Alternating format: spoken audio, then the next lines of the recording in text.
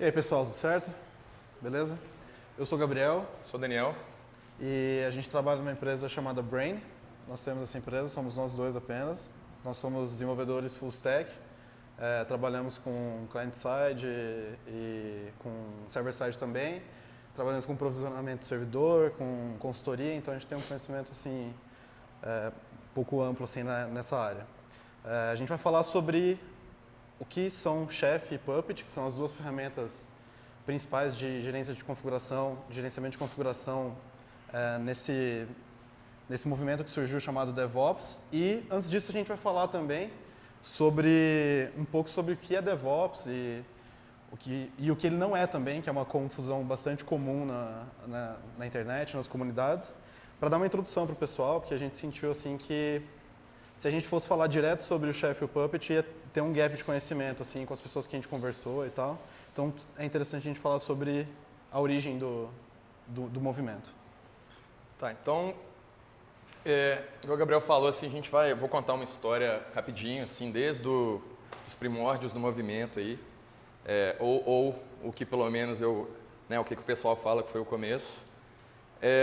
Em 2007, tinha um cara que chama Patrick Debois, que ele mora na Bélgica, e ele tinha uma ideia meio interessante, assim, que o sonho dele era trabalhar em todas as áreas de TI. Então, desde a área de desenvolvimento, passando por teste, passando por infra e tal. E nisso, em um desses trabalhos que ele conseguiu, ele arrumou um emprego do governo belga. E ele fazia a parte de teste de uma migração de um grande data center que tinha na Bélgica. E por ele fazer teste dessa migração do data center, ele sofria muito, porque assim, um dia ele estava participando de reunião com o time de desenvolvimento, que normalmente já tinha uma metodologia muito ágil, usando muito agile, e no outro dia ele estava conversando com o pessoal de operação, que tinha aquela previsibilidade, aquela tradicional, aquela burocracia muito difícil. E ele sofria muito com isso. Era muito difícil ele trabalhar com isso. Então, em 2008, mais ou menos, teve a Agile Conference lá no Canadá, que uma pessoa chamada Andrew Schaefer ia palestrar, ia falar sobre... a palestra ele chamava Agile Infrastructure. E o Patrick, lá da Bélgica, viu esse tema e falou assim, pô, velho, é isso que tem um ano que eu estou sofrendo aqui, que é essa infraestrutura ágil, essa integração do time ágil de desenvolvimento com a lentidão de operação. Falou assim, pô, eu vou lá porque isso é um assunto que me interessa muito e tal. Chegando lá no dia da palestra dele, só uma pessoa foi. Na palestra do Andrew, só uma pessoa foi. E quando eu falo uma pessoa, é literalmente uma pessoa. Só o Patrick foi, nem o Andrew foi. Porque quando ele foi apresentar o tema para o pessoal, não teve muita animação. Então, assim, ele falou assim, não vai ter coro e tal, então eu não vou nem dar minha palestra. O Patrick tinha viajado para o Canadá, ficou super frustrado, procurou o cara durante a conferência inteira, se apresentou e ficaram conversando lá durante um tempão. E trocaram muitas ideias, e ficaram muito amigos, entre aspas. E só para contextualizar assim, nessa época, mais ou menos, o Agile estava crescendo bastante, já estava começando a existir essas integrações contínuas, deploys constantes, isso já era um assunto que já estava em pauta em 2008. Mas mesmo assim, ainda não existia algo que atravessasse a barreira tradicional de operações. Operações ainda era uma galera muito burocrática, muito tradicional. Em 2009, mais especificamente, dia 23 de junho de 2009, na Velocity, teve uma talk que no mundo de DevOps é super famosa, que chama mais de 10 deploys por dia, Dev e Ops, como que o pessoal fazia no Flickr para ter mais de 10 deploys por dia. O Patrick, ele estava na Bélgica já, né, nessa época, e a Velocity foi nos Estados Unidos. Ele ficou assistindo essa palestra via streaming, ficou super frustrado, porque finalmente ele tinha visto realmente alguém botando em prática umas ideias que ele já tinha tido há 2 anos atrás e não conseguia agir. E começou a escrever no Twitter, falando assim, pô, eu queria estar aí, não sei o quê. E o pessoal do Twitter falou assim, cara, por que então você não cria sua conferência aí na Europa, na Bélgica, e mata essa sua vontade aí? Falaram brincando ainda com ele. Né? Falaram brincando, e ele falou assim, pô, cara, até que essa ideia faz sentido mesmo. Em 2009, ele criou a conferência em Ghent, na Bélgica, que era focada realmente em desenvolvimento e operação junto. Ele, como um cara super criativo, ele pegou a palavra Dev de Development, Ops de operação, e era uma conferência de 2 dias, dia 30 e 31 de outubro. Então ele pegou Days, e a conferência chamava DevOps Days. Cara super inteligente, criativo. Criatividade pura. E aí foi o maior sucesso a conferência, muita gente bacana participou, muita gente engajada e mão na massa na época participou dessa conferência, muito sucesso, gente, todo mundo. Só que o pessoal voltou para os seus países de origem e continuaram essa conversa via Twitter na época, assim, trocando as experiências e etc e tal. E eles precisavam de uma maneira de identificar, né, assim, os assuntos, com as famosas hashtags. Então o pessoal resolveu, na verdade, por algum motivo que eu não sei, tirar a palavra Days e estavam usando só a palavra DevOps para tratar de todos esses assuntos. Por causa que todo mundo sabe, né, o Twitter tem o limite de caractere, então eles resolveram simplificar essa hashtag aí. Essa conferência cresceu, foi ficando cada vez mais forte, o DevOps Days. Em 2010 teve até uma em São Paulo, inclusive, e cada vez o movimento foi tomando mais força, cada vez tendo mais cidades do mundo. Em 2011, mais ou menos, inclusive os grandes enterprise providers, tipo IBM, HP, começaram a lançar conteúdo e pregar a parte de DevOps. Isso daqui é um gráfico do Google Trends aí sobre DevOps. Vocês veem que a partir de 2011 ele realmente dá uma alavancada muito boa. E assim, resumindo essa história, por que essa história é importante? Porque se a gente não sabe de onde que a gente veio, a gente não consegue descobrir para onde que a gente está caminhando. Isso é só uma história rápida, assim, de como surgiram tudo, até para contextualizar um pouco. E vou falar um pouco aqui do que realmente DevOps não é. DevOps não é um produto. DevOps não é um padrão específico, não é um pattern, não existe um pattern de DevOps, isso é DevOps. Não é uma especificação e não é um cargo, que por incrível que pareça, assim, você costuma achar assim, não, pô, estou precisando de um cara de DevOps aqui. Na verdade, não é um cargo, não existe o cargo DevOps. DevOps, na verdade, ele é um movimento que é baseado em experiências. Experiências sobre como que a área de desenvolvimento e a de operações podem trabalhar junto. É um movimento que compartilha muito e pensa muito sobre sucessos e insucessos dessa fusão entre a área de desenvolvimento e a área de operação. Tá, mas então, para que o DevOps veio? Para que ele veio? Esse movimento veio solucionar o quê? Qual o objetivo dele?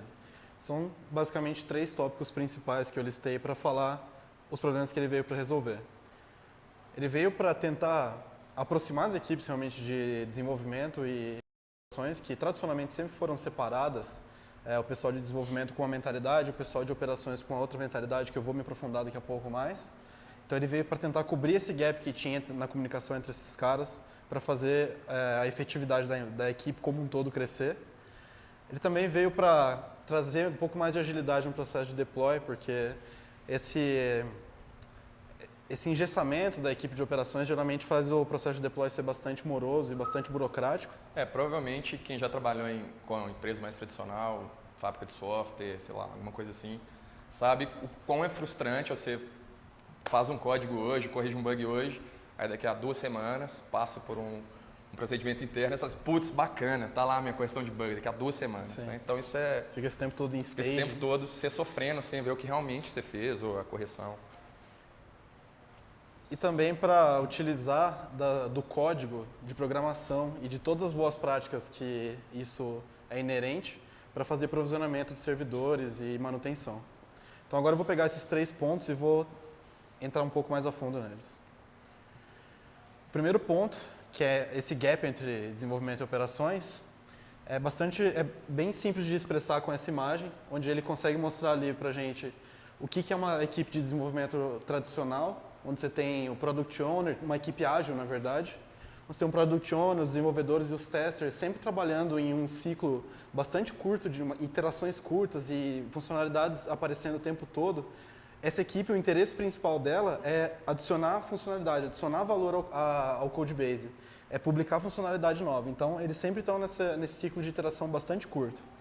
E do outro lado, a gente tem as pessoas que tradicionalmente formam operações, que é o pessoal que cuida, os system admins, o pessoal que cuida de rede, de database e os executivos mesmo. No meio desse povo, tem uma coisa que é bastante comum você ver em textos sobre DevOps, que eles chamam de muro de confusão, que basicamente o lado de cá e o lado de lá eles não sabem se comunicar, eles não têm uma interface boa de comunicação. Então, existe muita falha nesse processo quando o desenvolvedor não informa direito para a parte de operação o que está entrando em produção, sabe? Por exemplo, se eles estão subindo uma funcionalidade nova, às vezes o cara da operação ele nem sabe qual vai ser o efeito colateral no sistema. E aí quando quebra, ele fica completamente perdido. E o desenvolvedor está na casa dele dormindo já, porque isso vai ser tipo 2 horas da manhã, a hora que ele fez o deploy. Então, de um lado a gente tem a equipe de desenvolvimento ágil, com iterações curtas, do outro lado a operação focando em estabilidade, performance, em garantir uptime o máximo possível. Para eles, quanto menos mudança acontecer no codebase, melhor. Para eles, mudança é horrível, assim, porque é justamente o que quebra código, que quebra a aplicação. Então, quando acontece um problema, fica aquele caso de, bom, na minha máquina está funcionando, o desenvolvedor fala, olha, eu testei aqui, meu código está bom, porque na minha máquina não está funcionando. O cara da operação fala, não, mas o servidor está funcionando, rodei minha suíte de testes aqui, está ok. E fica apontando o dedo de um lado para cá, assim, ninguém conseguir resolver o problema.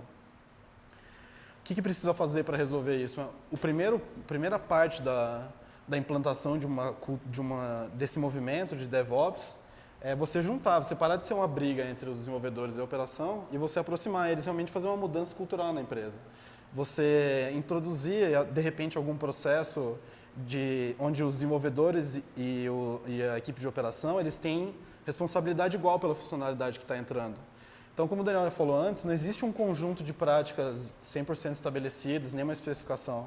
Por exemplo, no caso do Flickr, eles fazem isso. Eles pegam a equipe que fez o desenvolvimento e eles juntam com o cara de operação. Se acontecer alguma coisa naquela funcionalidade que está entrando, porque o cara da operação ele sabe exatamente o que está entrando e qual o efeito colateral que isso vai surtir, eles vão tentar resolver juntos o problema. E isso é muito bom. Isso já faz a comunicação e a agilidade de deploys ser bem melhor. E aí a gente entra nos deploys contínuos. Você ganha um deploy, todo mundo ganha um deploy, 10 deploys por dia. E antes era praticamente impossível fazer isso. E aí uma empresa do tamanho do Flickr vai lá e consegue. Como que eles conseguiam fazer isso? O processo tem algumas táticas e ferramentas que podem acompanhar essa mudança cultural, que vão ajudar o deploy a ser um processo menos dolorido, assim, vamos dizer, de acontecer. Um ponto bastante importante é tentar fazer o processo de deploy ser atômico e apenas um passo. O build e o deploy do sistema acontecer com apenas um comando. Então, antes você tinha praticamente um roteiro a ser seguido, onde você fazia tal coisa, verificava se estava tudo certo, e vários scripts de bash acontecendo por ali, fazendo as verificações, e se você trocasse a sua equipe de operação, aquilo lá nem era documentado direito, o cara ia ter que praticamente reescrever os scripts, ele ia acabar escrevendo em Perl depois, alguma coisa do tipo. Então, você tem uma ferramenta que ajuda você a fazer esse processo de deploy e build com um passo, é bastante importante. O que eu falei antes também sobre comunicação contínua entre os desenvolvedores e a parte de operações é essencial para que os deploys aconteçam várias vezes por dia, porque conhecimento, nesse caso, é realmente poder, as pessoas precisam saber o que está acontecendo, todo mundo precisa estar ciente das alterações. Métricas de sistemas são bastante importantes. O pessoal de operação geralmente tem bastante métricas para olhar. Então, vamos supor que você tem uma rede social e você vai publicar uma alteração no sistema de troca de mensagens instantâneas. Quando o desenvolvedor que vai publicar isso conversa com o time de operação de alguma forma e o time de operação sabe exatamente qual métrica que ele precisa observar, a partir do momento que ele vê um spike sei lá, de repente cai o número de mensagens depois do deploy, eles já sabem o que eles precisam tirar de volta e essa funcionalidade sai e pronto, nada acontece de errado e os próximos deploys podem continuar à vontade. Então, com isso, você consegue habilitar 10 deploys por dia, por exemplo, no caso do Flickr. A responsabilidade do deploy compartilhada e o repositório, isso é bastante importante também. Como o deploy ele é gerenciado por código, por programação, é bastante importante que o repositório da aplicação e o repositório do deploy, das configurações de deploy, eles fiquem no mesmo lugar.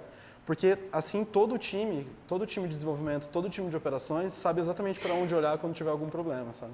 Não faz sentido você levantar uma barreira entre essas duas partes e falar, não, vamos separar isso aqui vai ser para o outro lado, cada um tem sua responsabilidade. O problema que o DevOps tenta resolver é justamente pegar esses dois silos funcionais, que são a equipe de desenvolvimento e de operação, e derrubar essa barreira que eles têm. Por isso mesmo que não faz sentido você dizer que DevOps é um cargo. Porque se você tem um silo funcional de desenvolvimento aqui e um silo funcional de operação aqui, você cria um outro silo aqui no meio de DevOps, você tá só aumentando o seu problema. Porque, de novo, você vai ter uma certa parte da equipe que vai ter responsabilidade pelo processo de deploy. E não é isso que é o interessante. O interessante é você envolver todas as pessoas nesse processo. Porque o que o desenvolvedor fez vai entrar no ar. E o que o cara da operação fez também vai entrar. Então, eles precisam estar juntos trabalhando ao mesmo tempo. O terceiro passo, que é utilizar os códigos e boas práticas para fazer provisionamento e manutenção dos servidores, é você tratar a infra como código realmente. E aí que entram as ferramentas de gerenciamento de código, que a gente vai falar mais, mas por que é uma boa prática você tratar a sua infra como código? Por que é bom você usar programação para gerenciar a sua infra? Porque você consegue usar as coisas que normalmente são específicas da aplicação para estabilidade. Por exemplo, você consegue rodar testes unitários nas configurações do servidor. Então, você sabe se o provisionamento daquele servidor vai dar problema, você vai saber antes dele realmente acontecer. É um processo bastante escalável. Se você tem 10 servidores e eles estão configurados para serem provisionados com código, se escalar para 100, para 1000, não faz diferença, porque no fim das contas vai ser o mesmo código que vai rodar. É bem mais fácil de dar manutenção também, porque é versionável, todas essas vantagens. Você pode fazer peer review, que é bastante comum em programação também, que é pegar uma pessoa para revisar o código da outra, e assim você acaba interceptando muitas falhas e melhorando a qualidade no geral antes de entrar em produção. E testes unitários, que eu já falei, na verdade. Então agora a gente vai falar sobre os dois principais players dessa parte, que é tratar a infra como código, que são as ferramentas de gerenciamento de configuração. Os dois principais são o Chef e o Puppet. E eu queria saber, sei lá, do pessoal que está aqui, quem já ouviu falar em Puppet, pelo menos uma vez? Ou já usou? Alguém já usou Puppet aqui? E Chef? Alguém já ouviu falar em Chef e já usou? Profissionalmente, sim. Entendi. Então, a gente acertou em dar essa introdução, porque o pessoal realmente não trabalha com isso ainda. Agora o Daniel vai continuar com a comparação. Isso, exatamente. Eu vou dar uma explicada aqui, aí vocês vão entender por que tem, entre aspas, dois grandes nichos, assim. Falar um pouco da comunidade. Puppet é um pouco mais antigo, e por isso ele tem uma user base muito maior. Mas, ao mesmo tempo, o Chef ele é muito mais comum nos Estados Unidos do que o Puppet. E por coincidência disso, assim, por ser uma coisa boa também, o user base dele está aumentando bastante. Quem criou o Puppet é uma empresa que chama Puppet Labs. Ela é uma empresa bem mais tradicional, fica lá em Portland, nos Estados Unidos. O Chef, na verdade, é uma empresa que chama Opscode, que já é uma empresa bem mais estilo startup, que todo mundo já ouviu falar. Ela tem benefícios para os seus desenvolvedores, e ela fica localizada em Seattle. Falar um pouco da tecnologia, como que eles diferem em alguns aspectos que são meio críticos, entre aspas. O Puppet, ele é graph-based e model-driven. Isso quer dizer o quê? A ordem de execução dele, ela é imposta, dos seus comandos, ela é imposta quando ele monta a árvore de grafo de dependência dele mesmo. Fala assim, primeiro, antes de eu iniciar o Apache, eu tenho que ter instalado o Apache. Então ele descobre essa dependência e monta o seu grafo lá e dá ordem de execução. E esse jeito de pensar é um jeito bem mais tradicional de pensar de um sysadmin. Então, assim, de uma maneira geral, a user base do Puppet tende a ser mais baseada numa galera que veio da galera de operação. Ela tem uma Domain Specific Language customizável deles, mas hoje em dia você já pode usar Ruby também, depois da versão 2.6. E ele é bem focado em simplicidade, assim, a DSL dele é bem simples, assim, então é bem tranquilão.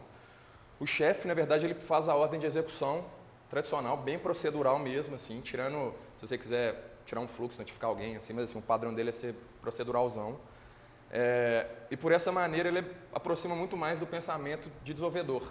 Então, assim, por isso que Chef, de uma maneira geral, tende a agradar mais um desenvolvedor. E a linguagem dele é o Ruby. E o Chef também foi focado bastante na automação de cloud, desses clouds que tem, tipo Amazon, Heroku, provavelmente usa lá dentro, etc. Tal. Configuração. Um comparativo, né? Oi? É o comparativo agora. De configuração. Então, eu coloquei um comparativo de configuração aqui das duas ferramentas para vocês verem como, apesar da Domain Specific Language do Puppet não ser Ruby, e você poder fazer em Ruby, mesmo a Domain Specific Language dele original é bastante parecida, então, no fim das contas, você acaba tendo uma semelhança bem grande se for uma configuração simples, sabe? Então, aqui a gente tem um arquivo mostrando um quick start do Puppet, funcionando sem um servidor central. Não sei se está dando para ver aí, mas... não sei se dá para ver muito bem. Na verdade, a gente pode até um zoom aqui, que eu não sei se vai ajudar muito. E aí... Acho que eu dei muito Acho que foi demais. Bom, enfim. Volta lá. De qualquer jeito, depois vocês conseguem pegar no GitHub. A gente vai disponibilizar depois os slides. Tem lá, você fala que, ali você está definindo que você tem um arquivo chamado test file puppet, você está determinando o caminho dele ali. Você fala que o Puppet precisa verificar se esse arquivo está presente. Ou seja, cada vez que ele for lá e perguntar para o servidor, o que eu preciso fazer? Ele pegar esse arquivo de configuração, ele vai lá e falar, deixa eu ver se esse arquivo existe. Ele vai ter certeza que ele sempre está lá. E também que o modo dele de permissão é aquele lá, 640, e o conteúdo dele eu sou um arquivo de teste. A hora que você roda isso, o chefe ele vai pegar e executar.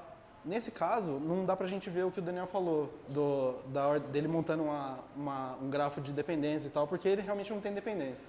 Mas se ele tivesse, estaria específico ali. Eu preciso esperar que tal tarefa termine. O que ele faz? Daí na hora dele executar, ele pega isso, monta uma árvore, monta um grafo, e daí a ordem de execução realmente você não conhece. Ele vai executando as coisas na ordem que ele montar essa árvore. Então, se você mudar alguma coisinha na configuração, de repente ele muda a ordem de execução das suas tarefas, e para desenvolvedores isso é um pouco confuso. Então, por isso também os desenvolvedores acho que sofrem um pouco com o Puppet.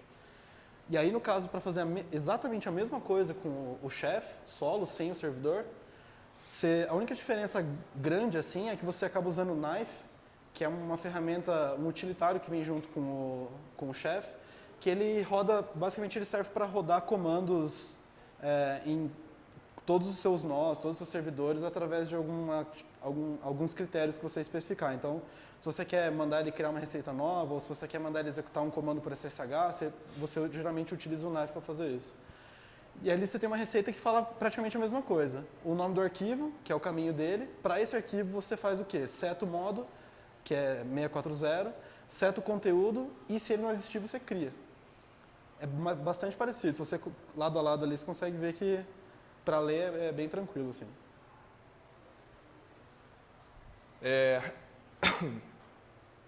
A documentação aqui a gente deixou onde encontrar a documentação dos dois aí para depois facilitar para a galera. Puppet, por ser mais antigo e ter uma base de usuários maior um pouco, a documentação dele é um pouco melhor realmente, assim. Isso daí é conhecido. Mas assim, a documentação do Chef melhorou muito nos últimos tempos. Então assim, já está bem mais suave do que era há alguns anos, sei lá, ano passado, assim, já melhorou bastante.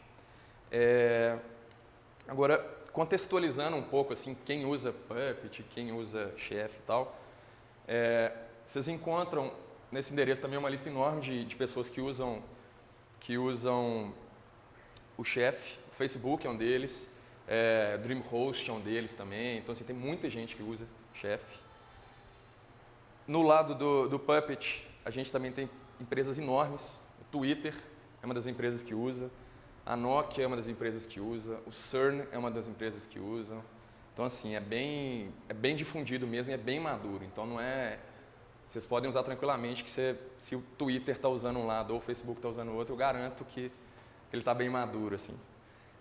Falar um pouquinho de preço, só para vocês terem uma noção, assim. Existem as versões free e open source dos dois. O que diferencia normalmente é o suporte.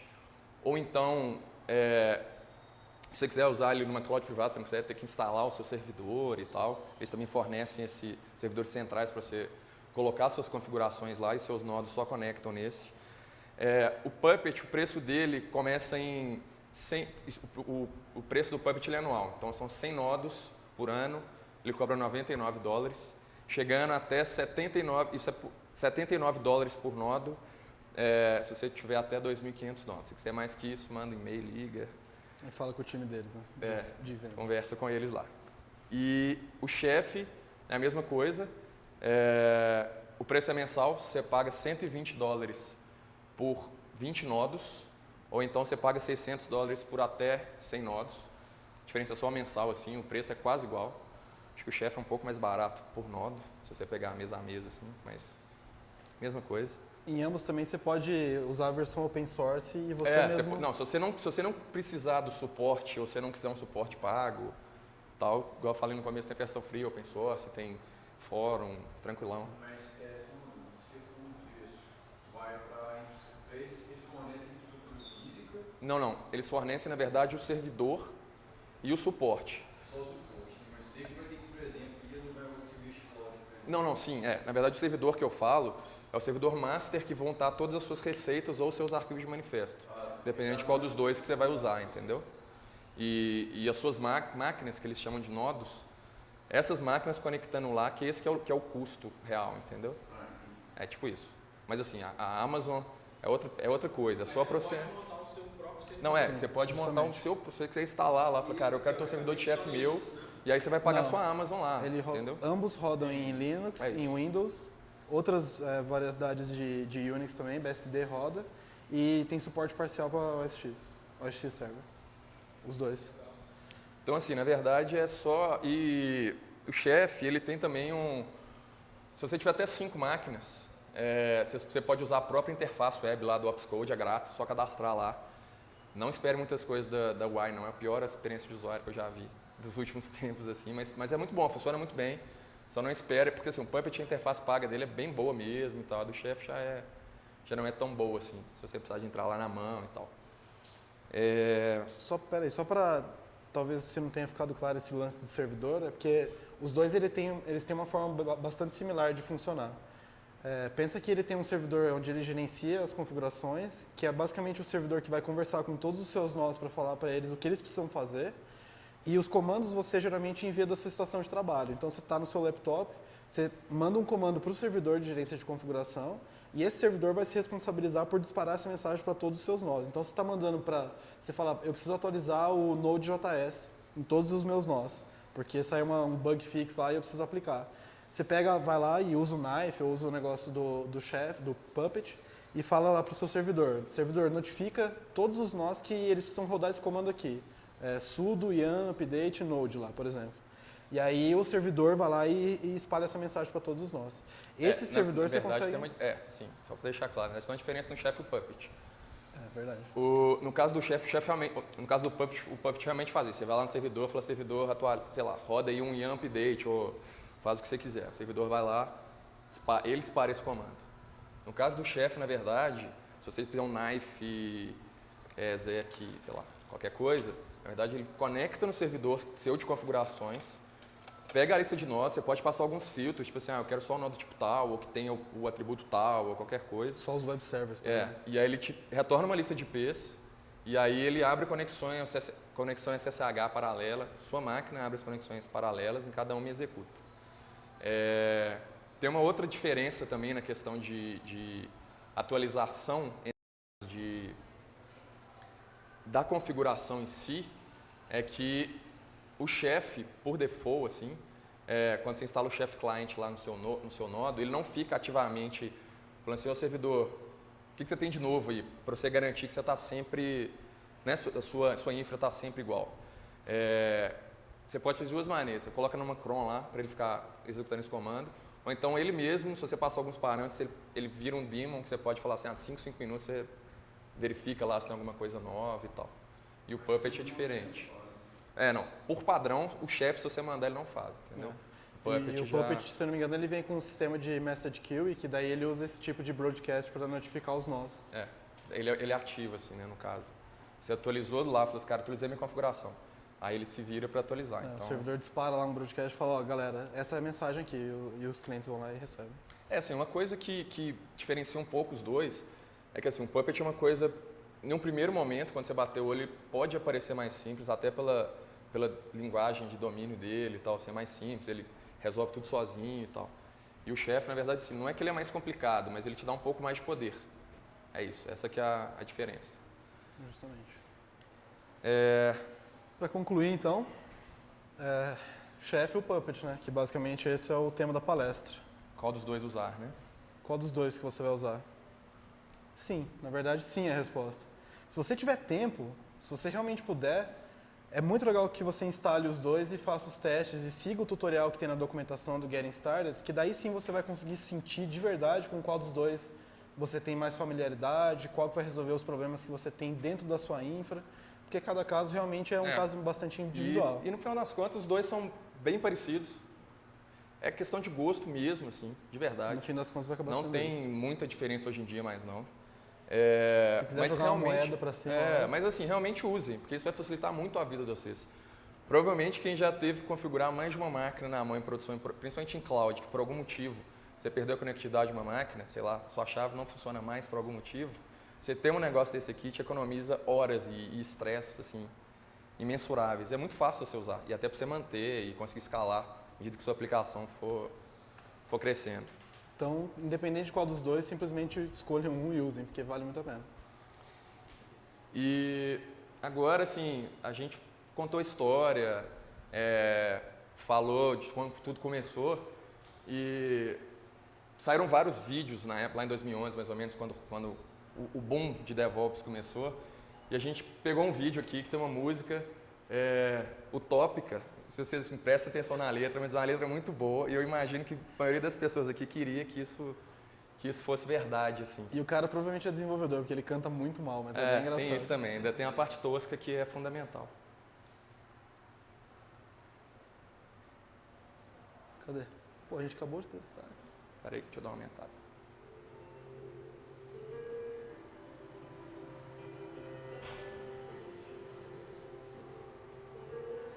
Imagine no developers. It's easy if you try. No operations, no change No último slide tem o management. link lá.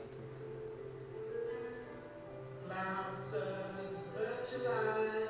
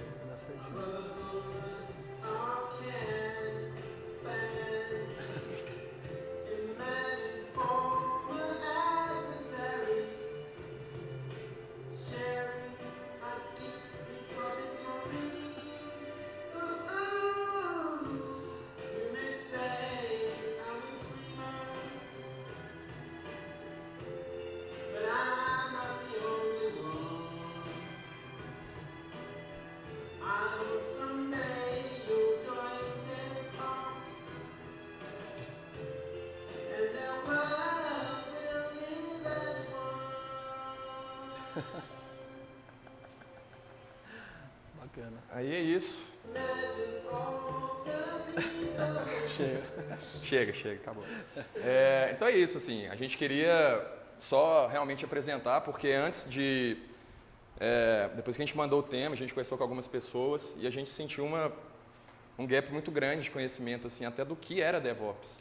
Então, assim, até por isso a gente passou bem rápido no Chef e o Puppet, porque isso não faz a menor diferença. O que faz a diferença, assim, são as metodologias que realmente vocês usam. Então, assim, a gente queria pedir, se possível, tentem vender a ideia aí na empresa que vocês trabalhem, de ter DevOps, aproximar lá da galera que precisa de mim, porque isso vai facilitar a vida e deixar todo mundo muito mais feliz, os DevOps vão ser muito mais tranquilos, e é isso aí.